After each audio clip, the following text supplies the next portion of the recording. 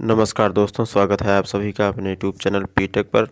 8 पे commission new rule, नए नियम लागू। दोस्तों 8 पे कमीशन नए नियम लागू, सरकारी कर्मचारियों को मिलेगी बड़ी राहत।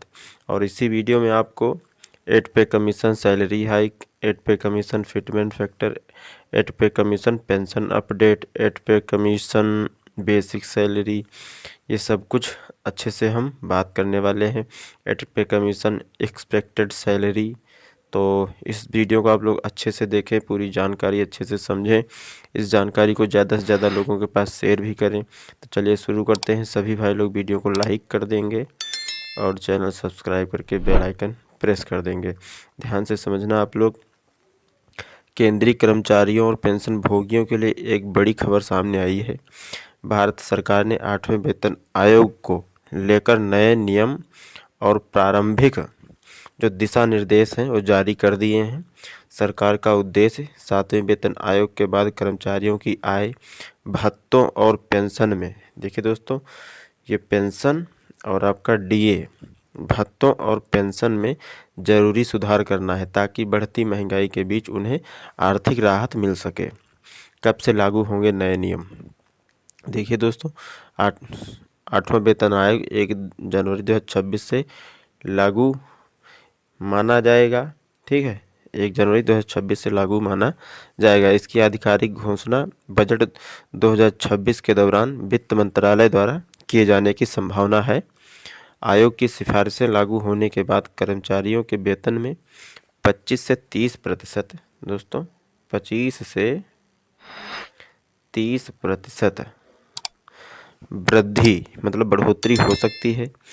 8वें वेतन आयोग के मुख्य बदलाव क्या रहने वाले हैं? जैसे कि बेसिक पे स्ट्रक्चर में बड़ा सुधार। दोस्तों बेसिक पे स्ट्रक्चर में बड़ा सुधार। नए वेतन आयोग के तहत बेसिक पे मैट्रिक्स में बड़ा बदलाव किया जा सकता है। 7वें वेतन आयोग में फिटमेंट फैक्टर सभी भाइयों को पता है कि 2.57 था। 2.57 फिटमेंट फैक्टर था 7वें वेतन आयोग में, जिसे बढ़ाकर 3.68 करने का प्रस्ताव है। इससे कर्मचारियों का मूल वेतन काफ़ी बढ़ जाएगा। देखिए, प्रस्ताव तो यही है सभी कर्मचारियों का कि इस बार फिटमेंट फैक्टर 3.68 हो, तो इससे काफ़ी ज़्यादा उनका जो मूल वेतन होगा उसमें बढ़ोतरी देखने को मिल सकती है। फिर आपका है दूसरे नंबर पर महंगाई भत्ता, यानी कि डीए की नई व्यवस्था। अब डीए को हर 6 महीने की बजाय हर 3 महीने में रिवाइज करने पर विचार किया जा रहा है।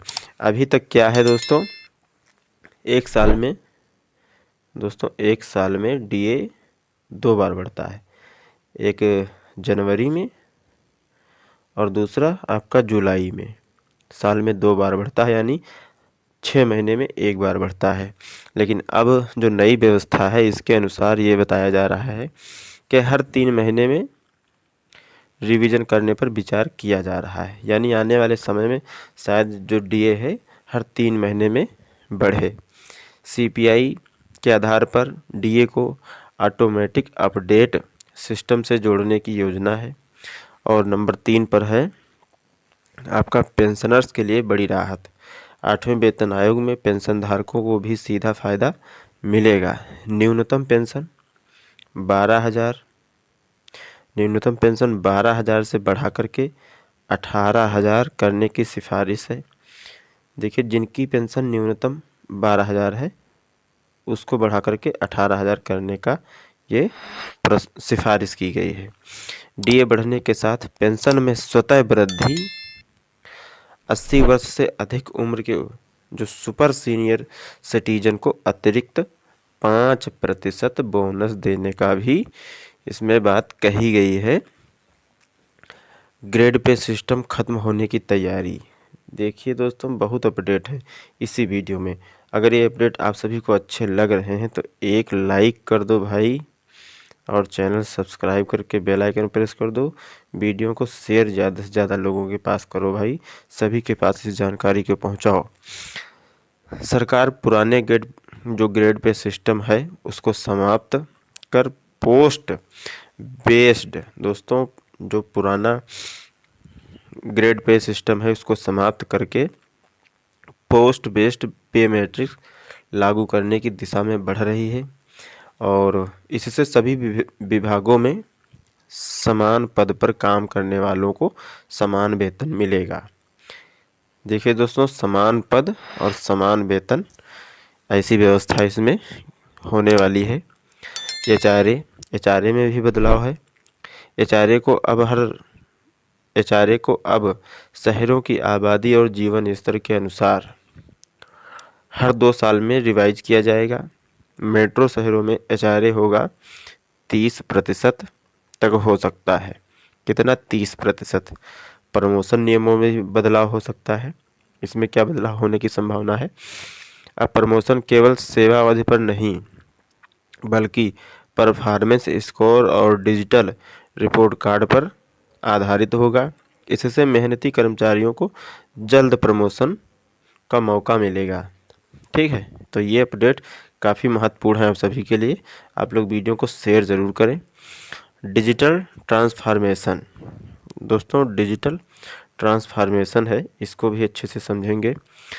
इस बार पूरा वेतन ढांचा डिजिटल किया जाएगा।